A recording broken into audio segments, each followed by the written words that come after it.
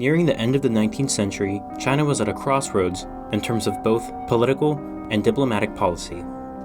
The country, then under the rule of the Qing dynasty, had just spent the past few decades as the victim of unfair treatment by foreign imperial powers. To give a bit of background, the Opium Wars, which were fought against various imperial powers during the middle of the century, had left China weakened and with no other choice but to sign the treaties that either fully conceded or limited power over their own power and territory, such as the Treaty of Tianjin. Additionally, China was becoming a state with deeply intensifying tensions between the ruling elite and the general population. The earlier Taiping Rebellion decentralized and shifted power from the Manchu elite to the ethnic Han Chinese population. As a result, conflict over implementing Western modernization, aka the self-strengthening movement, plagued the future of Qing China. Unfortunately, these problems for China culminated in the First Sino-Japanese War. In this conflict, China and Japan brutally fought against each other in the attempt to win full influence over the Korean peninsula, which at this time was under suzerainty by China. By the end, China was brutally defeated due to the superior technology that Imperial Japan possessed. They were forced to sign the Treaty of Shimonoseki by 1895, which made China concede Taiwan, Korea, and the Liaodong Peninsula to eventual Japanese control. With this conflict in mind, China began to boil over domestically. By the new century, the nationalist Boxer Rebellion attempted to expel foreign influence from China, but was eventually suppressed by the imperial Eight-Nation Alliance. Throughout the remainder of the decade, the final seams of the Qing dynasty began to crack with uncertainty, and the 1911 Xinhai Revolution officially ended the seemingly everlasting period of dynastic Chinese history with the abdication of the young emperor Puyi. Throughout the remainder of the early 20th century, China faced civil war over its future between the nationalist Kuomintang, or KMT, and the communists. However, an interlude between the Civil War was prompted with Japanese invasion during the Second Sino-Japanese War during World War II, which brought ruthless devastation among the Chinese population. Eventually, the communists won the mainland by 1949, and the KMT retreated to Taiwan. In this video, we'll be taking a look at two films: The Sino-Japanese War at Sea, 1894, and The Last Emperor, as both go over this tumultuous period of Chinese history.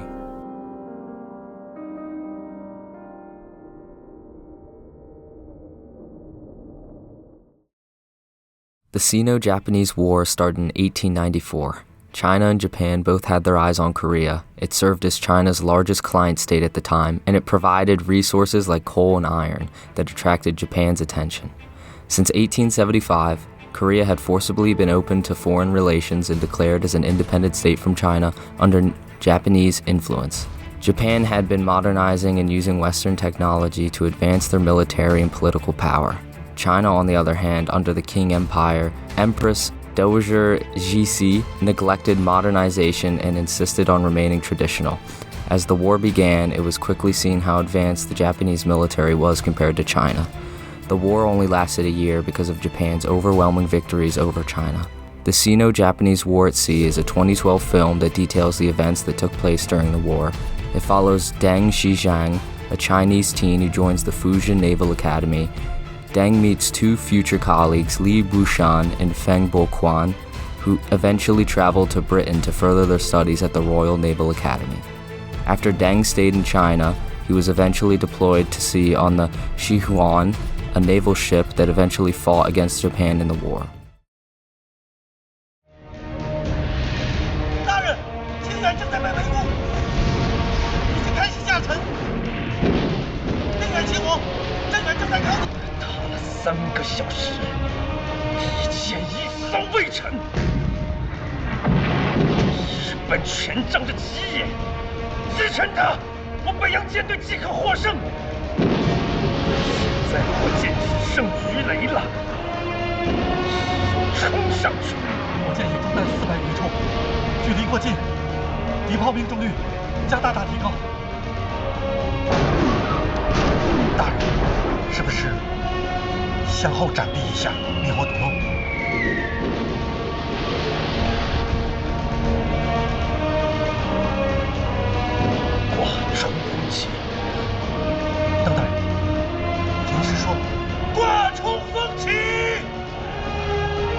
是发出风起，发出风起。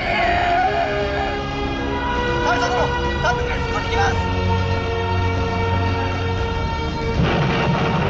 何を考えてる。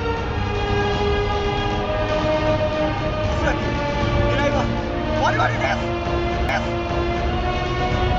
全方位狙いを自由に定めろ。奴らを食い止めるんだ。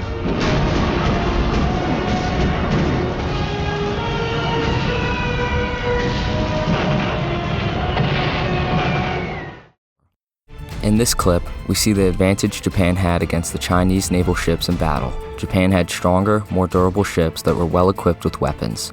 They mentioned in the film that after 3 hours of fighting, not one Japanese ship had sunken. This film represents the appearance of Japan as a world power, defeating a previously superpower China, and taking over Korea. The war showed the failure of the Qing Empire and resulted in China moving further towards modernization in their military. The Last Emperor is a 1987 film that covers the fall of the Chinese Empire, specifically looking at how the empire fell and specifically how the nation had a toddler named Puyi as the leader at the time.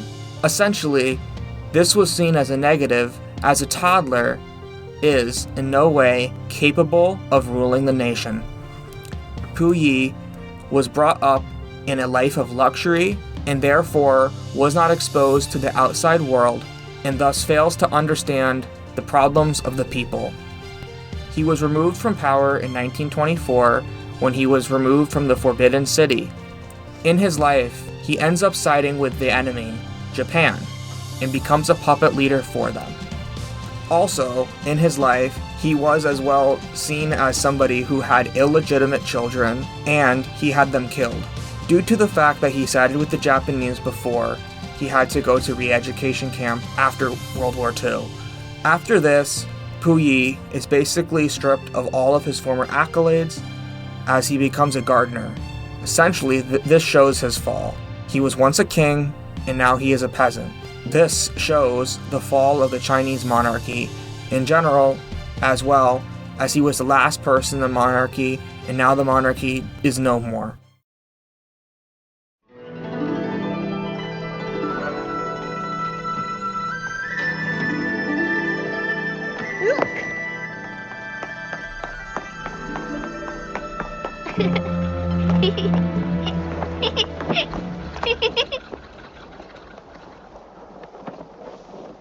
Hoy! 一叩首，再叩首，三叩首，起！hoy！一叩首，再叩首，三叩首，起！hoy！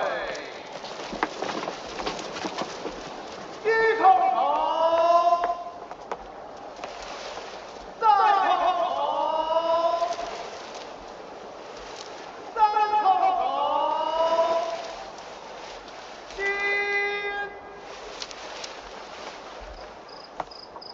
！hoy！一叩首，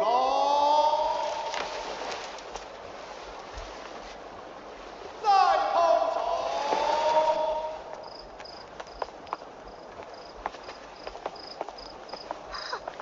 Cricket!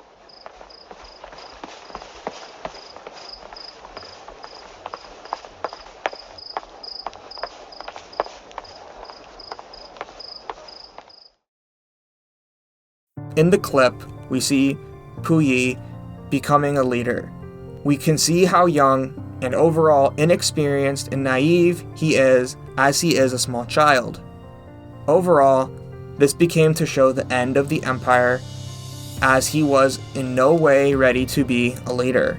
Overall, this helped lead to the slow downfall of China and ultimately fail and become communist. This is the overall view of China. Although these movies share similarities in terms of their chronological subjects in relation to Chinese history around the turn of the 20th century, the contrast between these two films exist in more than just different time periods. The differences in the artistic representation of these events, as well as the cultural perspectives of the writers and the directors from different countries, add to the divergence of these movies in retrospect. First, we'll start with the styles of the films. The Sino-Japanese War at Sea is specifically considered a war film within the broader scope of the action genre. With the film being Chinese in origin, it coincides with the unique Chinese history of domestic war films, which have heavy ties to the often patriotic and nationalist sentiment that the state portrays in mass media. But more on that later. In the clip shown, high-paced combat visualizations of naval warfare exemplify this genre. Big explosions of ships attempt to emphasize the brutality and intensity of the conflict as the characters scramble to figure out what to do. The acting of the characters contains shouts of heavy and rousing dialogue over combat strategy, embodying the action of the desperate decision of the Chinese to ram their ship into the Japanese. On the other hand, The Last Emperor is a biographical drama about the life of Puyi over the background of rapidly changing Chinese history. In the beginning of the 20th century, the biographical aspect of the film is heavily influenced by the memoir of Puyi, which most events are centered around. The dramatic quality of the film is generally a more digestible genre for all audiences, which further emphasizes the sense of international collaboration and audience intent that this film was made with. In this scene, the body language of Puyi and the rest of the characters is given much notice in regards to the cinematography. The camera tightly follows Puyi as he runs around the Forbidden Palace, symbolizing his youth and immaturity as the Emperor of China at such a young age. The plethora of human rows that contain officials in the palace represent the high stakes and power that Puyi possesses in contrast to his underdeveloped abilities. Additionally, the setting going from the closed environment of the interior of the palace to the seemingly endless world outside emphasizes the act of Puyi entering unexplored territory in terms of his knowledge, innocence, and status. The geographical origins of the films exemplify their genres as well. Returning to the previously mentioned tradition of war films in China's domestic film industry, the cinematography and sequences presented in the film encourage positive nationalistic themes often found in war films, and the glorification of combat and heroism show these sort of militaristic ideals more prominently. In contrast, The Last Emperor is less dramatic in a collective sense and more in a personal sense, as it closely follows the history of a single person, Puyi, in conjunction with the country's history. The scenes tend to be more symbolic and artistically expressive instead of direct action, which makes sense with the movie being a Western-originated film from an Italian director. The Sino-Japanese War at Sea and The Last Emperor offer two distinct yet exceptional portrayals of China's volatile historical transformation before and after the turn of the 20th century. While the Sino-Japanese War at Sea emphasizes national struggle, military defeat, and the broader consequences of China's systemic failure to modernize its military and infrastructure, The Last Emperor narrows in on the personal tragedy and the symbolic fall of the last emperor of dynastic China, Puyi, to reflect the collapse of an imperial system that lasted for thousands of years in the blink of an eye. Shaped by their cultural origins and artistic intentions, both films illustrate the different aspects of China's path from imperial rule to revolutionary upheaval. Through dramatized narratives and unique cinematic styles, they both fittingly present the internal and the external pressures that reshape the nation, ultimately offering viewers insight into how history, memory, and media combine to tell the story of a country in crisis and transition.